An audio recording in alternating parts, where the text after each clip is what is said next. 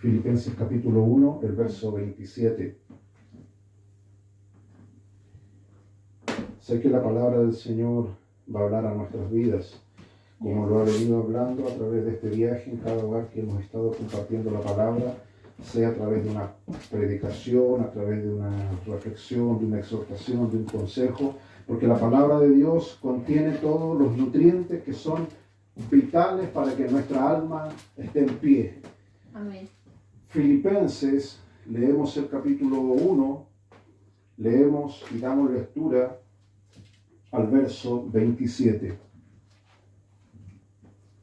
Filipenses, capítulo 1, verso 27. Amén. Habiéndolo encontrado entonces, vamos a dar lectura a la palabra del Señor en el nombre del Padre, del Hijo y de su Santo Espíritu. Amén. Amén. Dice así la letra, Filipenses capítulo 1, verso 27. Solamente que os comportéis como es digno del Evangelio de Cristo, para que sea que vaya a veros o que esté ausente, oiga de vosotros que estáis firmes en un mismo espíritu, combatiendo unánimes por la fe del Evangelio. Inclinamos el rostro y oramos al Señor. Padre, te damos gracias en esta hora por tu palabra.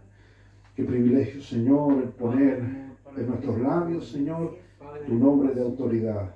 Te pedimos en esta hora, Señor, que esta palabra entre, Señor, a lo más profundo de nuestro corazón, de nuestra alma y de nuestra mente, y nos señale, Señor, el camino que habremos de seguir. Gracias, Padre, gracias, Hijo, gracias, Espíritu Santo.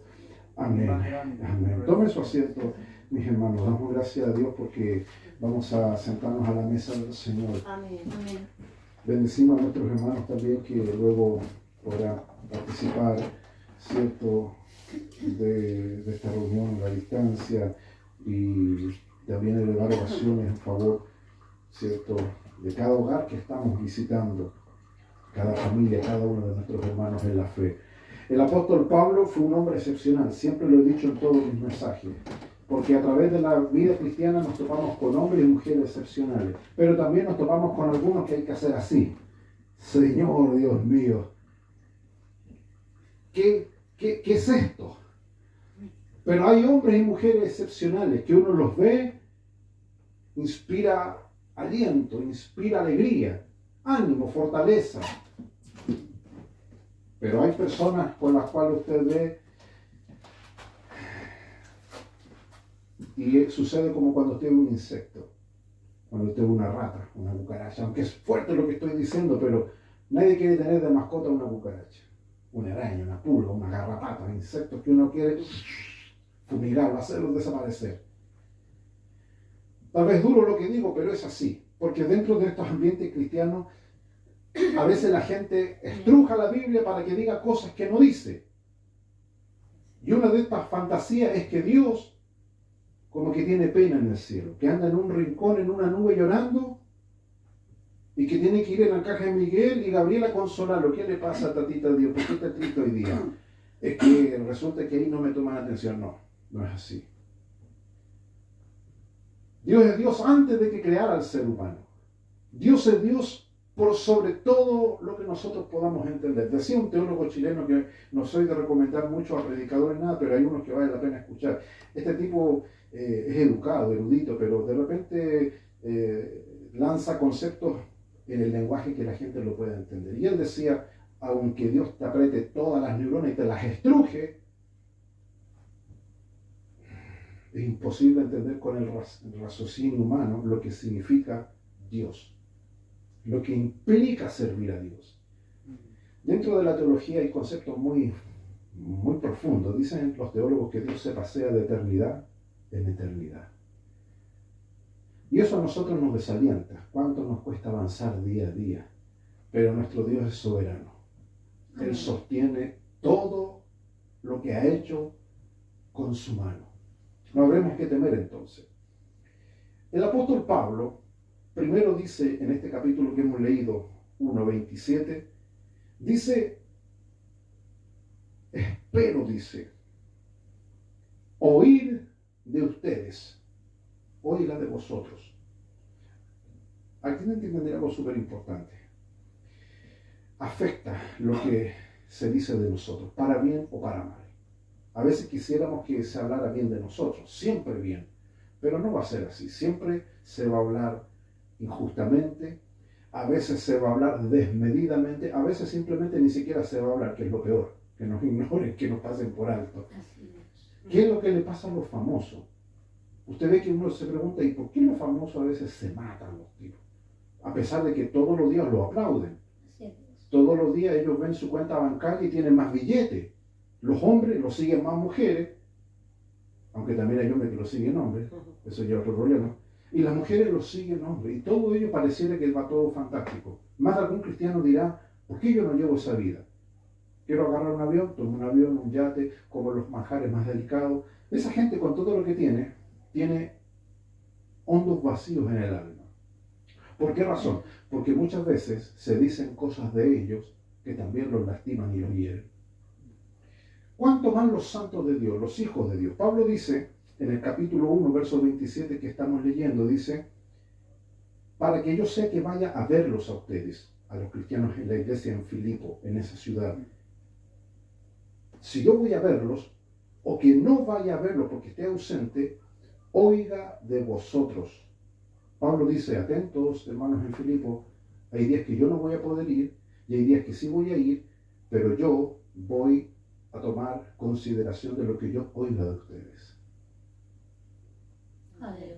Y aquí viene lo importante. A veces la gente me dice, obispo, ¿y cuál es su trabajo? Bueno, tomando en consideración lo que Pablo dice, me importa lo que se dice del cristiano, lo que se dice del obispo, del líder, del ujier, del apóstol, del diácono, en fin, lo que se dice de nosotros. Ahora, por supuesto, que aquí hay que tener un criterio bíblico profundo, santo, sacro, solemne, porque yo no puedo agarrar los fierros calientes y decir, mire lo que se dijo de fulano. La Biblia dice, aborrecerás al falso testigo. Dice la Biblia que yo no debo andar, y yo me refiero, yo como cristiano, todos como cristianos dicen, no andarás chismeando entre tu pueblo, dice el libro de Levítico. Hay maldiciones para los que siembran cizaña entre el prójimo. ¿Qué pasa, Señor? Estamos llenos de eso y parece que Dios no hace nada. Estamos llenos de eso. A la iglesia que usted se vaya, al ministerio que usted se vaya, al concilio que usted se vaya, se va a encontrar, y voy a decirlo bien duramente, con estas baratas, con esos insectos de los cuales hablé al principio. Usted limpia su casa a las 6 y de repente se encuentra con alguien que no debiera estar ahí. Nos pasó, no se van a ofender mis hermanos donde estuvimos en la casa anterior, pero así pasó. Entramos al gallinero y resulta que dentro del gallinero había un animal que no debiera estar ahí, una laucha, una infame rata. Inmediatamente mi esposa fue a dar alerta ahí a los hacendados que fueran a poner orden. Nadie dijo, no importa, si es normal que la doña laucha viva con las gallinas, no. Inmediatamente se fue a aplicar higiene, orden. Esto es un ejemplo real lo que sucedió. Piensa lo que sucede en el mundo espiritual. Estamos acostumbrados a abrir las puertas de la iglesia. Ah, no, está ahí Lucifer, allá está Balaam, allá está Judas, allá está Barrabás, Nabucodonosor. Puros personajes que uno dirá, pero ¿qué están haciendo aquí? Lo vemos absolutamente normal. Caín, Barrabás, y tú, Legión me llamo.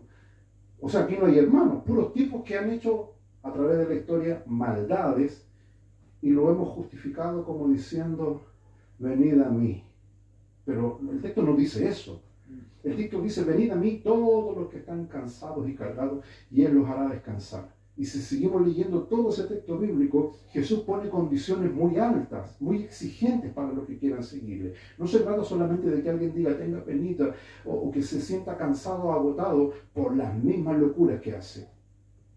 Pablo dice, sea que esté ausente o que vaya a verlos, oiga de ustedes que están firmes. Pablo dice que este hilo que uno tira no es tan largo, es corto. Lo que yo debo oír, lo que nosotros debemos oír y que realmente nos lleva a buen puerto es cuando oímos noticias de alguien que está firme. Y la firmeza espiritual hoy día es algo que cuesta. Se lo dice a alguien que tiene una trayectoria en el Evangelio, siempre lo digo, me crié en el Evangelio, cuna de oro, nací encadenado al púlpito. Entonces no puedo andar diciéndole a la gente, no, esto es sencillo, muchacho, como el católico, 3 Ave María, 3 Rosarios, un par de peregrinaciones a pata pelada por un santuario y Dios te escuchó. No es así. Jesús dice que el que quiera ser mi discípulo. La palabra discípulo significa aprendiz. Todo cristiano empieza por ahí. Y hay gente que se convierte y quiere saltarse el discipulado, quiere ser cristiano inmediatamente a tomar posiciones de autoridad o simplemente llevar una vida de vagancia en la fe, que no tenga alta exigencia y sepa, mis estimados hermanos, aquellos también que nos oyen, que el Evangelio es de alta exigencia. Dios exige. Pero estamos al revés, hoy día hay gente que le exige a Dios. ¿Cómo están las cosas? Tiran oraciones para el cielo exigiéndole a Dios, oprimiendo a Dios. Pero el texto dice que el apóstol Pablo continúa diciendo, quiero oír de ustedes que están firmes. ¿Con cuántos cristianos hoy día nos encontramos en el lado opuesto? No están firmes, están inestables. Lo contrario a la firmeza es la inestabilidad.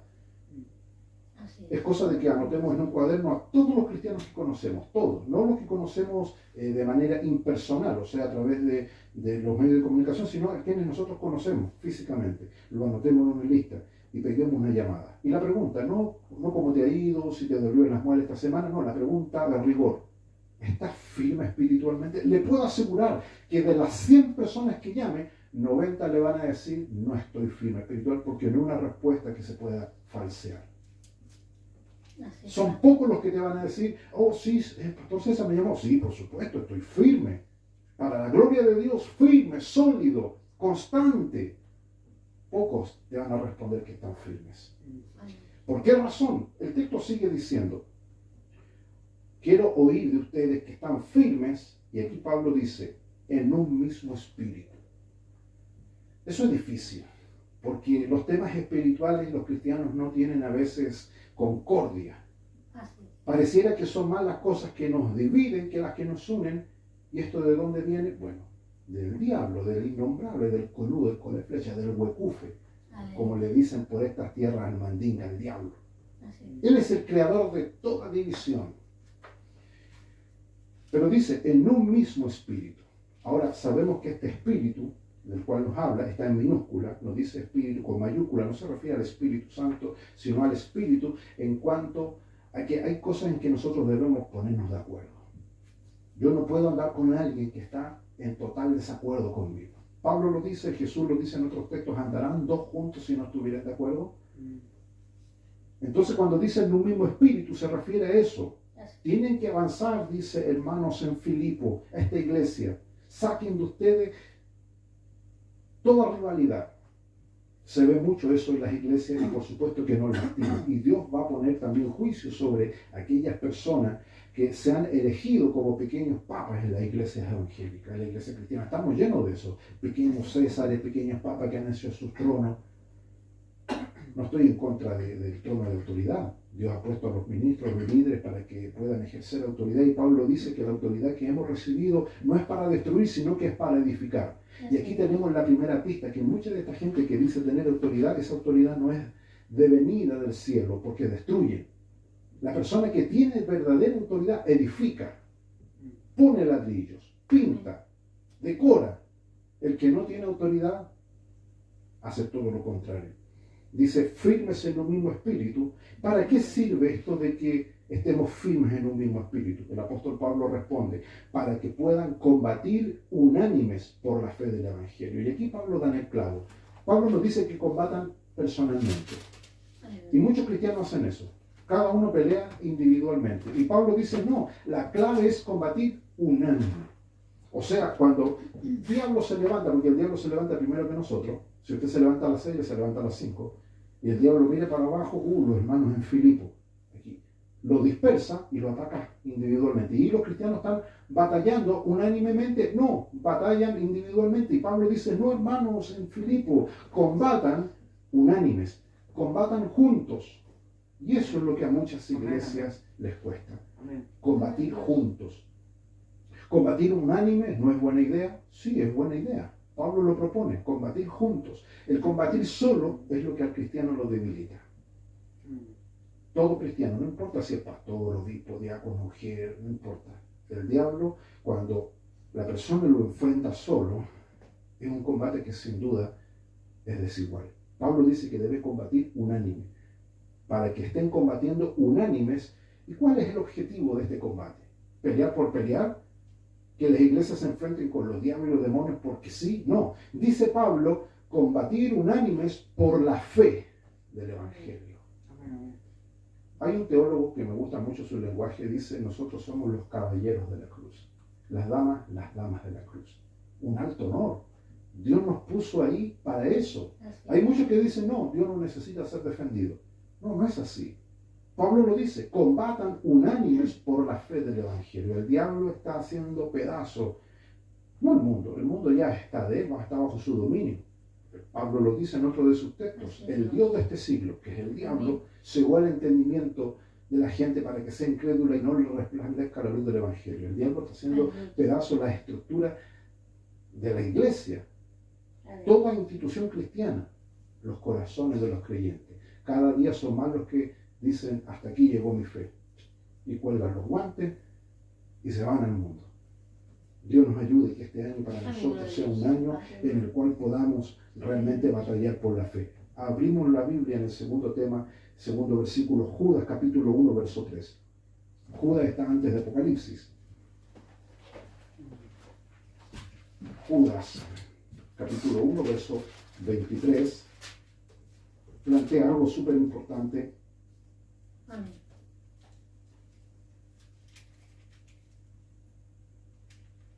Judas 1:3. Dice el texto de Judas, capítulo 1, verso 3.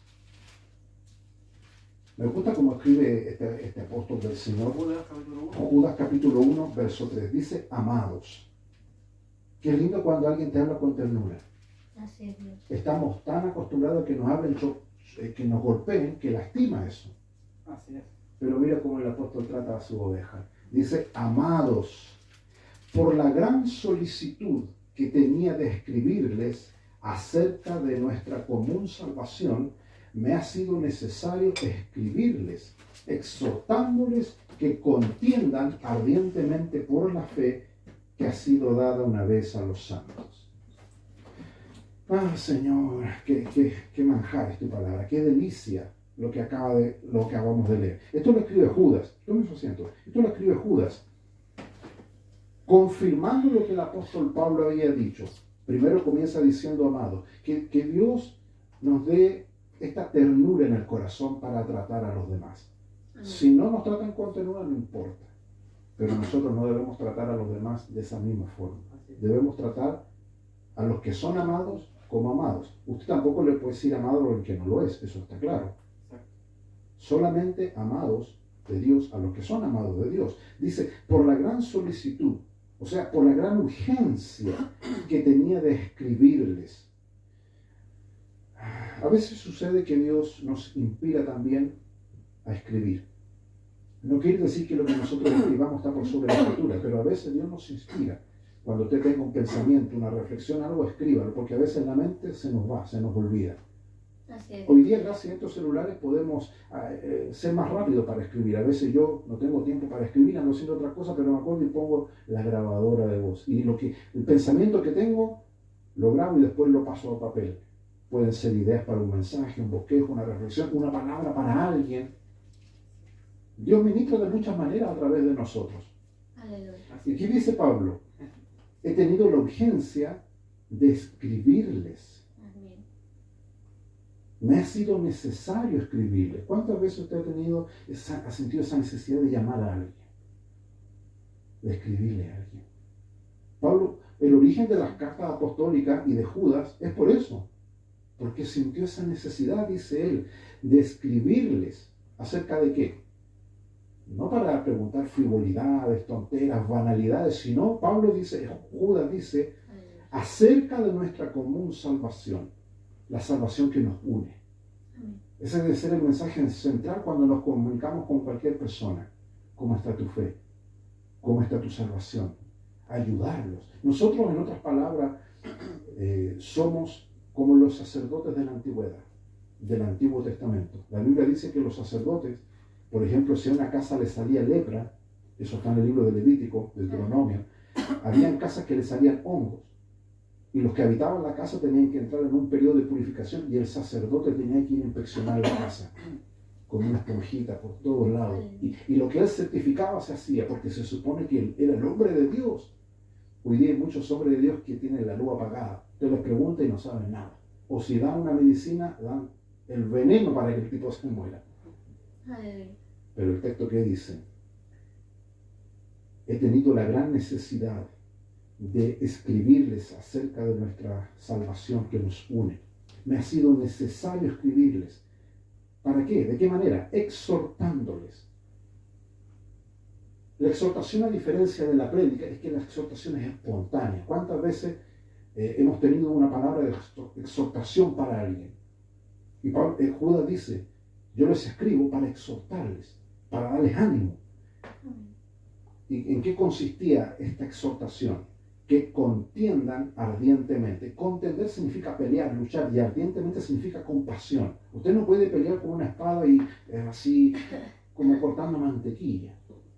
Y hay muchos cristianos que dicen, sí, estoy peleando, y le tiran como codazo al diablo. Unos combates medio raros. Se supone, Judas dice, combatan, ¿cierto? Contiendan ardientemente, con pasión. Y aquí es donde nosotros debemos pedirle ayuda al cielo. Señor, vamos a iniciar un mes. Enséñame a tirar los mejores golpes. Enséñame, Señor, a combatir. El problema con los cristianos es que hemos enfatizado tanto el amor de Dios que se nos han olvidado conceptos de gallardía. Eso dice la palabra de Dios, es real. Hemos enfatizado tanto el amor de Dios y hablamos tanto del amor de Dios que conceptos como la bravura, la gallardía, la valentía, hoy día como que los cristianos no desconocen eso. Hay que saber combatir. Y no solamente saber combatir, sino que Judas dice combatir, ¿cierto? O contender ardientemente, apasionadamente. El problema está que hay muchos cristianos hoy día que están peleando y no sienten pasión en lo que están haciendo. Pelean con el diablo porque le tienen miedo, porque tienen susto, dicen, tengo susto. El cuco, dicen ellos. No, aquí Judas como apóstol, Pablo y todos estos hombres tomaban este combate como algo mortal. Y aquí no hay empate. Muchos cristianos ilusos piensan que aquí hay empate. Aquí en esta batalla espiritual no hay empate. Hay vencedores y vencidos. Y usted tiene que ser vencedor o vencido. Vencedor.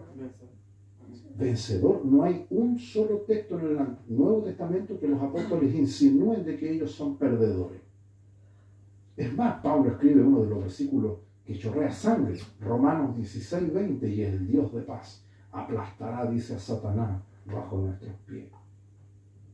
Pablo era apasionado, el tipo lo tenían encadenado, le daban huasca, pero el tipo decía, espera que me suelten nomás, el diablo me lo voy a encontrar, pero le voy a sentar en la pica, decía él. Apasionado, el tipo no andaba llorando, bueno, hermano, estoy deprimido, hermano, ¿saben qué? Compré un poco porque me duelen las heridas. No, pasión por pelear el evangelio. Ahora, una de las cosas más duras con las cuales el diablo a veces trata con nosotros es cuando estamos solos, nos deja abandonados, pero hay que leer a lo que dice Pablo. Pablo estaba preso, dice, todos me han abandonado, dice, incluso Demas, el que se supone que era un apóstol, así se llamaba Demas, un ministro, amando el mundo, dice, me dejó. Agarrar a Pablo ese hombre cuando alguien te dice te voy a apoyar y después se descarría, el obrero, el líder, el ujier. Pero Pablo dice, no estoy solo. Y aunque estoy preso, dice, la palabra de Dios no está presa, dice. Amén. Hacía cultos Pablo preso. Hacía cultos, los libros de los Hechos lo dice, hacían culto estando preso, a medianoche cantaban al Señor. Y nosotros, Dios mío, Dios me liará para abajo, estos caraduras tienen todo lo disponible para hacer lo que tienen que hacer. No saque de nosotros, hermano, y meta un bisturí, saque de nosotros todo espíritu de queja y nos ayude realmente a servir apasionadamente. Sí, Padre. Yo le digo, Señor, trate conmigo.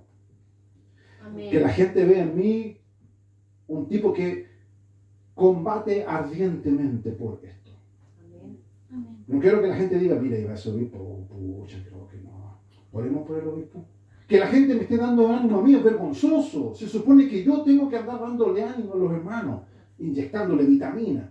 Aleluya. Pero ¿qué pasaría si los hermanos todos hagamos una cadena de oración por el obispo que está medio tibio espiritualmente? Parece que está medio hereje, está predicando tonteras, parece que está con una pata en el mundo. Eso lo que le estoy diciendo es lo que ocurre en muchas iglesias. Así es. Que Aleluya. si no los pillan, posan como grandes santos, pero son los verdaderos canallas. Son como Aleluya. esa rata en el Ay, gallinero de la alaba. cual hablé el otro día, Oh, de la cual hablé hace un rato. ¿Qué dice el texto?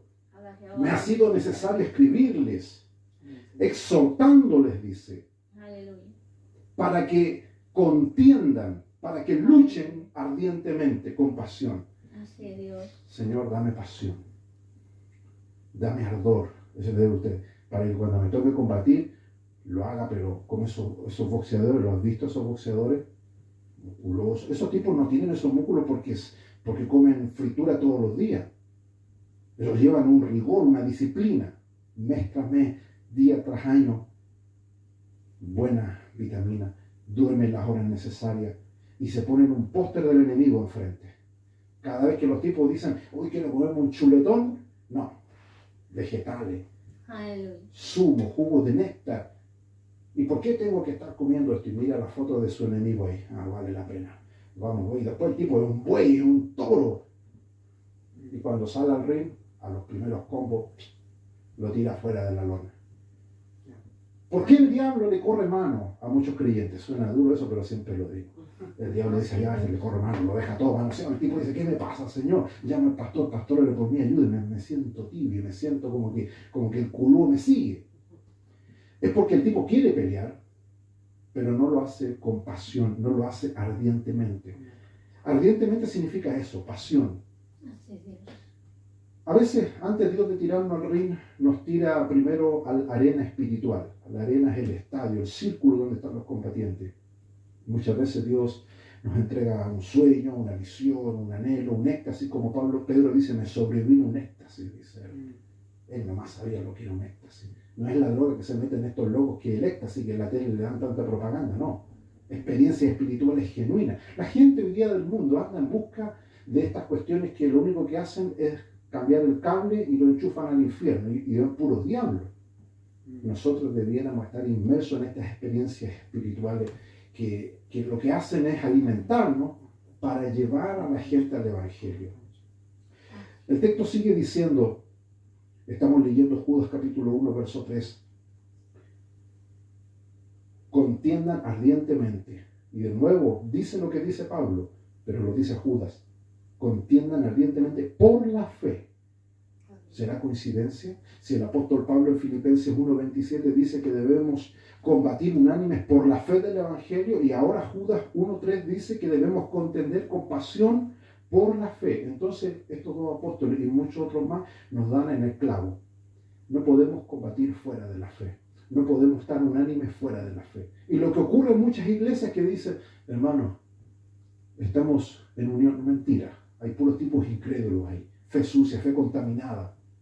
La verdadera fe lo que produce es estar unánimes. Lo que produce la verdadera fe es que inyecta al creyente esta fuerza para combatir con pasión. Sigue diciendo el texto, versículo 3. Esta fe que ha sido dada una vez a los descarriados, a los santos. Así que no le crea a los señores que a veces, siempre veo en la tele, periodistas que le ponen el micrófono a alguien.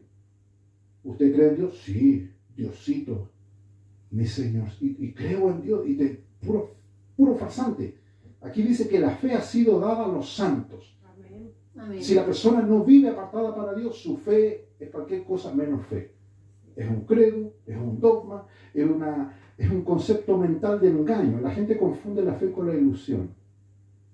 Está ilusionada de que pase algo, pero no es fe. La fe no es ilusión. Dice que la fe ha sido dada una vez a los santos. Si usted y yo vivimos apartados para Dios, porque santidad significa eso. Santo significa apartado para Dios.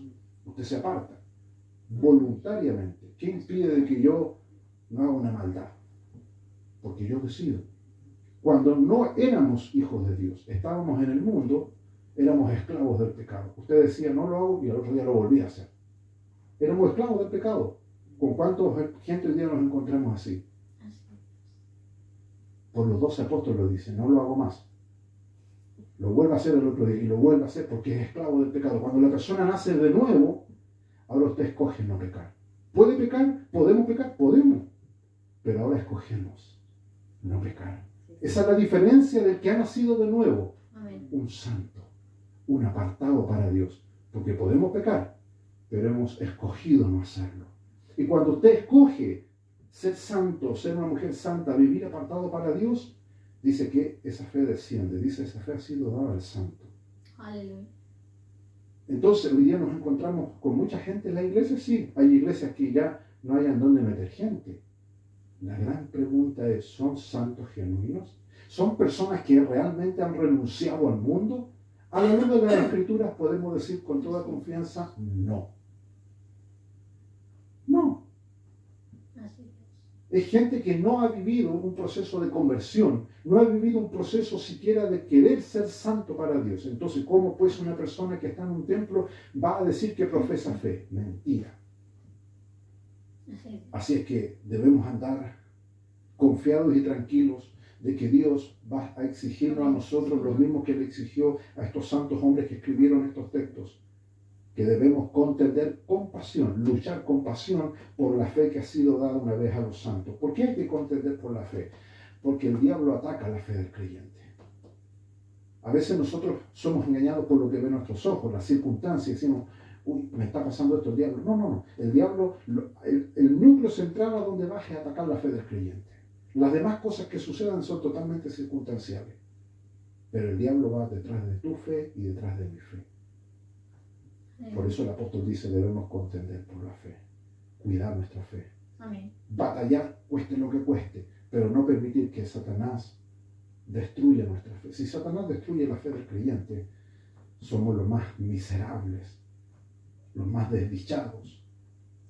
Pero el mundo se encamina al reinado del anticristo, eso está claro. Hasta la gente impía lo sabe, hasta Salfate, que es un tipo que habla pura locura de repente. Biblia en mano ha dicho que se viene lo que ellos ignorantemente le llaman, según ellos, el rapto. Dicen ellos. Lo repiten de una manera, no con la convicción en la que nosotros hablamos del rapto.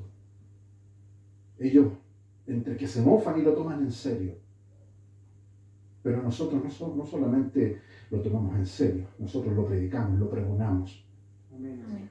Jesús dijo en la Santa Cena, dice, cada vez que lo hagamos, la muerte del Señor anunciamos hasta que Él venga. Así es, Padre. Entonces es un hecho indiscutible que esto ha de suceder. Y mientras esto no suceda y estamos a la espera, dice que el creyente ha de batallar, contender ardientemente por la fe. Aleluya. Señor, orar en la noche, ayúdame que el día de mañana y el día de pasado mañana, cada situación y circunstancia que me enfrente, yo no huya, enfrente, pelee con pasión. Aleluya, sí, Padre. Leemos los últimos versículos que están en la carta de Pedro, primera de Pedro 5:9.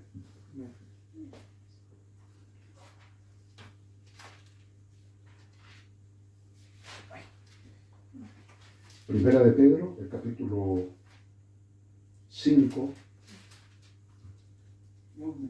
el verso 9. Es un versículo que lo hemos leído tantas veces, lo conocemos. Dice así el texto, primera de Pedro 5:9. Al cual dice Pedro, primera de Pedro 5:9. Al cual resistid firmes, ¿en dónde dice? En la fe. Amén. Al cual se refiere al diablo. Resiste al diablo firme en la fe, sabiendo que los mismos padecimientos se van cumpliendo en vuestros hermanos en todo el mundo. Lo primero que el apóstol Pedro explica es que el diablo es internacional. Este diablo está en todos los países del mundo. No hay país del mundo que no esté infestado con el pecado. Más de algún cristiano dirá, me voy a vivir a la Antártida con los pingüinos. Ahí el diablo no va a molestar. El diablo se le va a meter a un pingüino, a una foca, a una orca, a una ballena, qué sé yo. El diablo reina en este mundo. Así es. Por eso el apóstol dice, estos padecimientos se van cumpliendo en vuestros hermanos en todo el mundo. O sea, no es que nos pase a nosotros solamente, pero el apóstol Pedro comienza diciendo el versículo 9, al cual se refiere al diablo, que en el versículo 8 lo explica. Lo hemos leído tanto el verso 8. Sed sobrios, velad, porque vuestro adversario el diablo, como león rugiente, anda buscando a quien devorar. Siempre leemos hasta ese versículo. Así es. y no leemos el versículo que estamos leyendo, el 9. Siempre se nos asusta con ese versículo. El diablo, el león rugiente, anda buscando a quien devorar. Y hasta ahí se llega, ¿no? Como que no se sigue leyendo lo que el apóstol Pedro dice. ¿De qué manera se enfrenta este león rugiente? Verso 9 dice, al cual resistid firme en la fe. No hay otra manera. Amén. Amén. ¿Qué es lo que hace la fe? La fe con el tiempo te va siendo resistente. La fe a medida que va siendo probada. La fe a medida que va siendo ejercitada dentro del círculo de gente que esté unánimemente contigo. Si tú estás con alguien que está unánimemente en contra, o sea que no es unánime contigo, sino que te resta, tu fe se va a debilitar. Por eso hay muchas iglesias que tú ves mucha gente, pero están todos, en términos espirituales, son puras calaveras. Así es Dios. Están en pie como las momias. Cuando tú vas a los ¿cómo se llama? A los museos, a la momia le meten unos fierros por acá y pareciera que está parado, está sentado, pero es una momia, está muerta. Dice, resistid firmes en la fe. Amén. La fe otorga firmeza. Amén. Y dice que la única forma de resistir al diablo es precisamente de esta manera, resistirlo firme en la fe. Amén. Porque el diablo nos va a venir con un mensaje que va a querer atacar nuestra fe. Nos va a decir enfermo, usted dice sano. Aunque usted esté enfermo, Aleluya. usted no tiene que creer lo que el diablo diga. El Señor. diablo te dice derrotado, y aunque aparentemente esté derrotado, usted dice estoy victorioso. Entonces, nosotros tenemos que aprender a contrarrestar por medio de la fe todo lo que el diablo nos diga. El diablo va a estar, no, el diablo no va a ver, el diablo no se toma vacaciones. No va a decir, mira, le tengo compasión, lo voy a dejar una semana a descansar. El tema es que aparentemente en esos días que el diablo no nos molesta o no ataca al creyente, no es que no lo haga, es que esa actividad maligna, demoníaca, su presión va a ser menos cuando nosotros estamos ocupados de cosas que realmente nos alimentan y nos edifican. En otras palabras, vamos a ir llegando a la parte final de esta reflexión, que es lo que el apóstol Pedro nos intenta aconsejar. Y esto está en la segunda carta de Pedro. Segunda de Pedro 1:10. Pedro nos da la receta de qué hay que hacer para mantenernos firmes en la fe y resistir al diablo, pero ahora nos da la receta, la clave espiritual para poder hacerlo. Segunda de Pedro, el capítulo 1, el verso 10. Dice así el texto. Segunda de Pedro 1:10. Por lo cual, hermanos, tanto más procurad hacer firmes vuestra vocación y elección, porque haciendo estas cosas no caeréis jamás. Amén. Amén. Este versículo hay que analizarlo desde la parte que concluye, donde dice que haciendo estas cosas no caeremos jamás.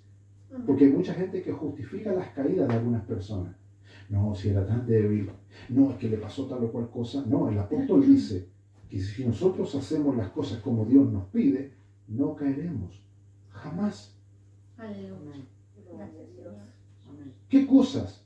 Pedro, pastor, dime, ¿qué cosas tengo que hacer para no caer jamás? Dice, por lo cual, hermanos, tanto más procurad, o sea, ponele empeño. En buen chileno, ponele pino, como decimos nosotros. Esfuérzate. Cuando era más joven había un término que decía, ponele cototo. Ponele bueno. Aleluya. Pero estamos tan acostumbrados a ver hermanos que hay que andarlos trayendo en carretilla, a chique, así.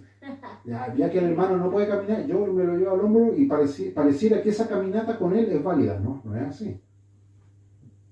Esto es personal, esto es individual. Así es Y Dios. dice que todos debemos procurar, ¿qué dice? Hacer firme. Lo habló Pablo, lo habló Judas y ahora Pedro vuelve a insistir en esto. Que la firmeza del creyente es vital. No puede haber un caminar exitoso si no hay firmeza. Y la firmeza dice que se nutre de la fe, dice el creyente.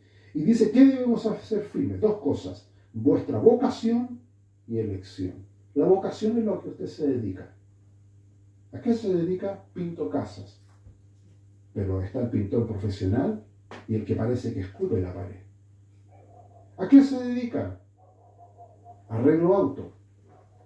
Está el que tiene un taller con muchos maestros profesionales y está el que a la antigua. con paños calientes levanta la lata del auto. Dice que debemos hacer firme nuestra vocación. La vocación es a lo que nosotros nos dedicamos. Y aquí debemos reflexionar en algo que es súper importante. Todo cristiano se dedica a algo. Y aquí no nos referimos a las cosas que hacemos en el culto, en la liturgia, que es coordinar, predicar, cantar. Detrás de esto hay algo que es espiritual, porque hay muchas personas que pueden cantar, que pueden predicar, que pueden pastorear, pero en el fondo no es su vocación. Aquí habla de la vocación, hacer firme vuestra vocación. Entonces la vocación es a lo que nos dedicamos. En el mundo espiritual, ¿qué se habla de nosotros? ¿Usted cree que los diablos, los espíritus, los demonios les importa lo que nosotros hacemos en el mundo terrenal? No. A ellos lo que les importa es a lo que nosotros nos dedicamos en el mundo espiritual. Yo me imagino a los diablos hablando de mí a espaldas mías. Oye, este tipo, el obispo Abacún, sí, he escuchado de él. ¿Qué hará? ¿A qué se dedica? Vamos a echar una mirada. Y me pueden ver leyendo la Biblia, pero en mi corazón capaz que yo ande pensando puras tonteras. Porque ellos no ven la parte material, ellos ven nuestros frutos.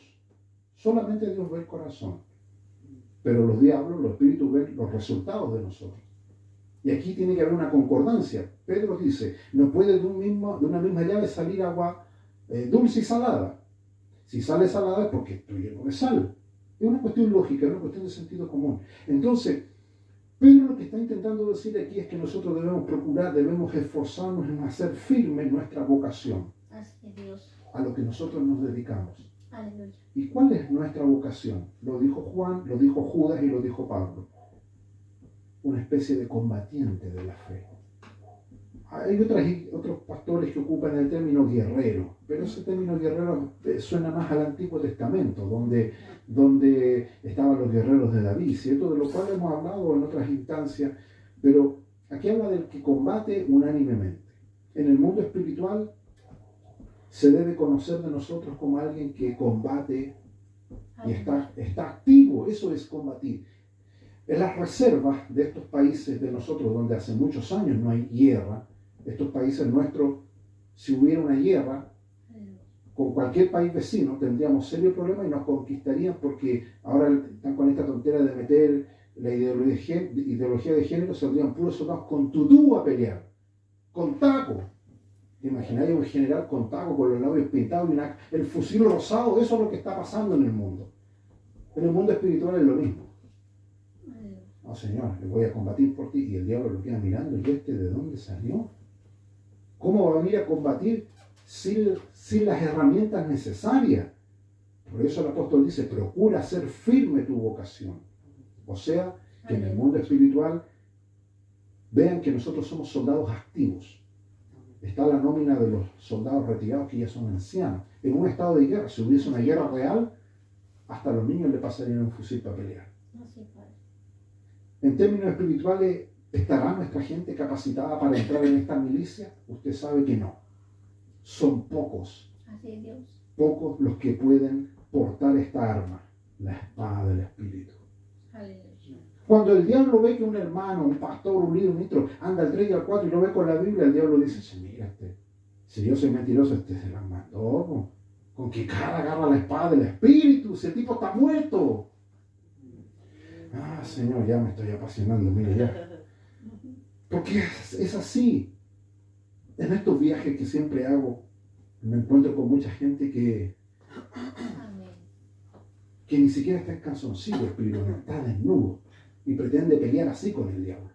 Son pocos los que yo me encuentro que es un honor encontrarse con un samurái de la fe.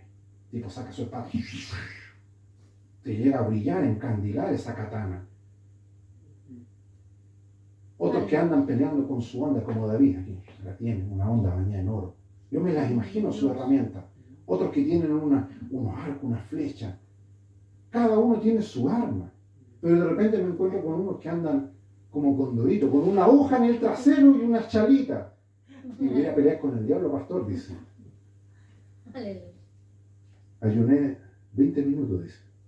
Después me comí un McDonald's, así.